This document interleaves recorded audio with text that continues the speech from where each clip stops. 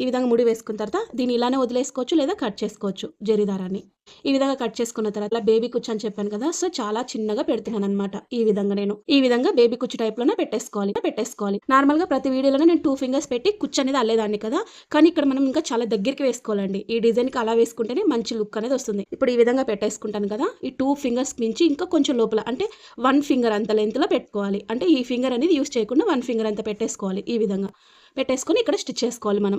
చాలా బాగుంటుందండి ఈ డిజైన్ అనేది. పెద్ద అంటే ఏజ్ వాళ్ళకి బాగుంటుందండి. అంటే యూత్ కాకుండా నార్మల్గా ఏజ్డ్ పీపుల్స్ ఉంటారు కదా, సో వాళ్ళకైతే చూడడానికి సింపుల్గా ఉంటుంది, అలాగే గ్రాండ్నెస్గా కూడా కనిపిస్తుంది అనమాట. ఈ విధంగా దీన్ని కూడా జాయింట్ చేసుకొని దీన్ని కిందికి దింపేసుకొని ఇలా నీట్గా స్ప్రెడ్ చేసేసుకొని ఇలా పట్టేసుకున్నాం. అదే విధంగా మనం జరీ దారంతో 4 టైమ్స్ లేదా 5 టైమ్స్ చుట్టేసుకోవాలి.